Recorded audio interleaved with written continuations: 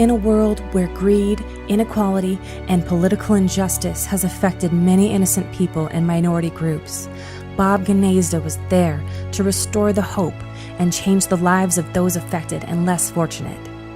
He convinced Ronald Reagan to give away millions of dollars worth of food to the poor that would have been otherwise wasted and dumped in the ocean. He convinced the White House and Congress to allocate a larger number of food stamps to a wider range of groups in need. He convinced the state of California to cut CEO salaries and instead use those funds towards creating more jobs for women and minorities, as well as improving minority housing and providing more people with homes. He was also a veteran of the civil rights movement and helped African American minorities gain control of their vote. In general, he has gone bravely where not many have gone before, selflessly standing up to many powerful people and governmental institutions for the sake of humane justice, letting leaders know that the poor and middle class can no longer be ignored and excluded, and that change must be implemented to better the lives of millions of people. His legacy has changed human history for the highest good possible and will never be forgotten.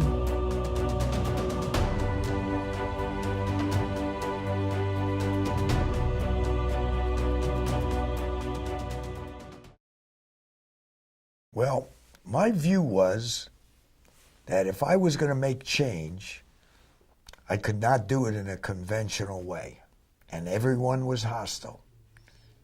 Everyone tried to provoke me in different ways. Everyone told me in one way or another to get out of town.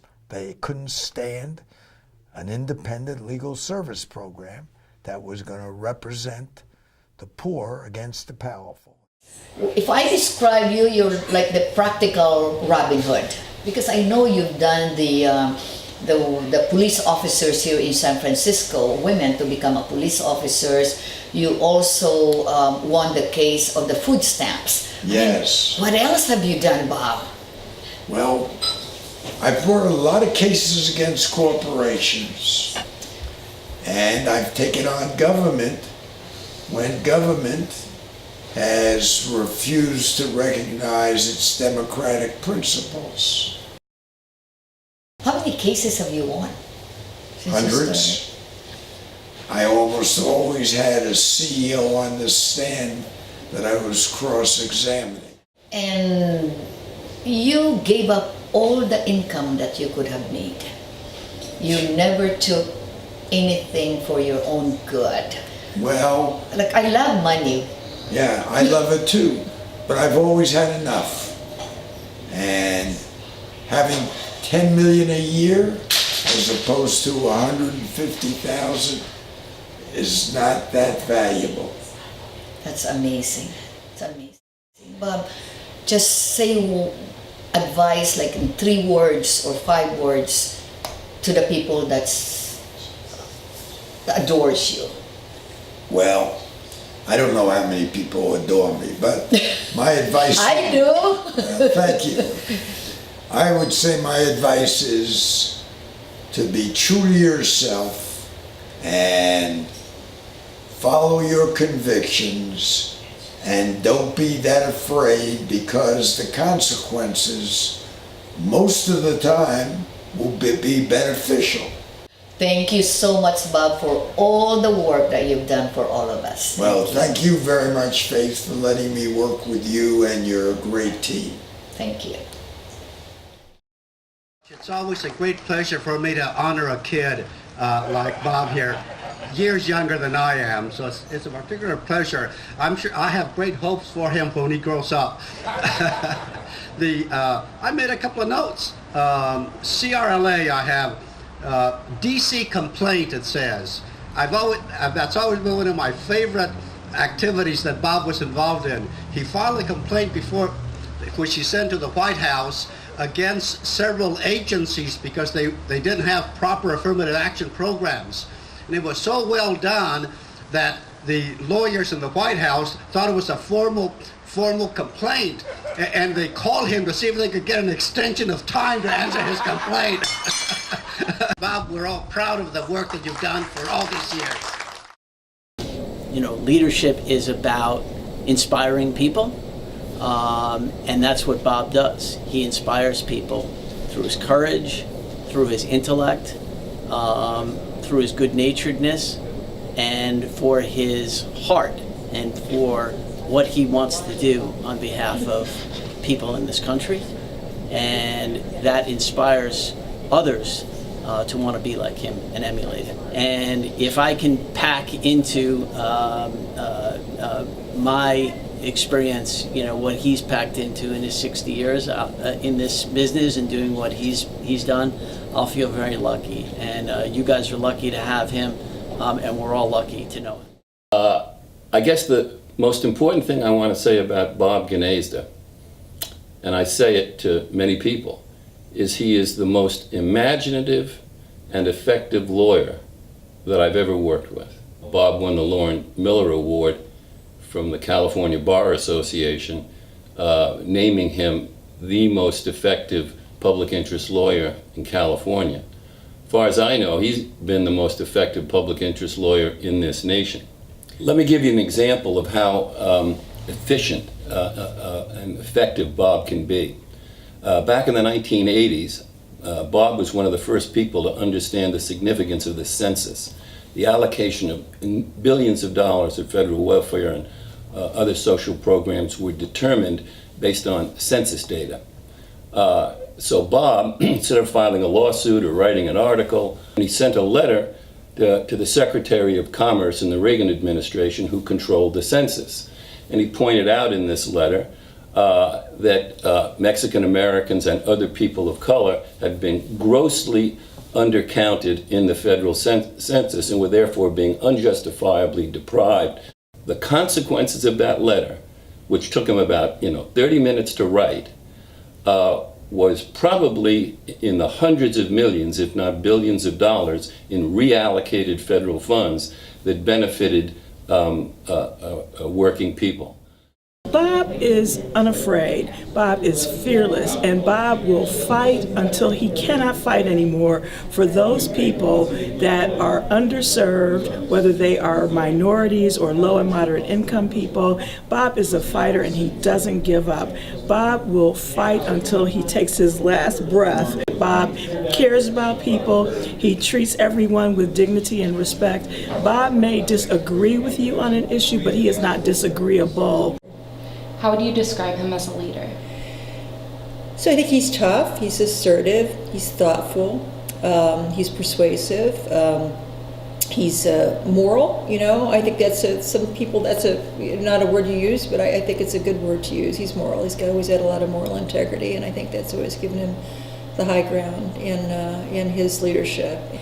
And he's just been an effective advocate and friend and advisor. I always listen to him, still listen to him. He's always had access to the top leadership in Washington. That's because it's always worth listening to what he has to say. And I think of Bob that way, as a happy warrior. He never gives up, but he always maintains a positive attitude, and he's been so effective over the years. So I wish him well, and I think congratulate him on that. Don't stop, Bob. Keep it up. Whatever you're doing next in retirement, please stay involved. Now more than ever, we need a voice like yours. I was the vice president of the Bank of California, and under very unusual circumstances that weren't related to me, I was involved in protecting one of the black high-ranking employees in the bank. And when I left the bank, I said to them, you really can't treat minorities and women the way you do. I'm going to make a change in that. And I went to all of the famous lawyers in San Francisco. I went to the government agencies that are supposed to be in charge of issues like minority employment. They all told me to go to hell, politely. I finally found Bob Gnezda. He brought the case, we won, and Bob took that victory, went to all of the major financial institutions and said, sign on to this too, which is to put minorities and women in management and high-ranking positions. Banking was and still is probably the most integrated business in America, thanks to Bob Gnezda. as we grow older and as there are fewer and fewer of us left, it's very important that we not lose the insight, the information, the knowledge of people and of events that occurred during our time. It's up to us to tell the true history of people, extraordinary people like Bob, who lived in our time. And I'm convinced, as I have been for many years, that Bob is the greatest public advocate in the history of the world. That he, think about it, 50 years of advocacy for minorities, for women, for farm workers, for the handicapped, for low-income people, for disenfranchised people from all over. Almost anybody who was less fortunate could count on help and support from Bob. As a matter of fact, this has been the essence and purpose of Bob's entire life. The banks and the power people would bring in their lawyers from all over the country, and there'd be 100 lawyers in the room representing these utilities, and that would be Bob and I. And I would say, Bob, look at, they got all these lawyers. He said, don't worry about it. It means we're even.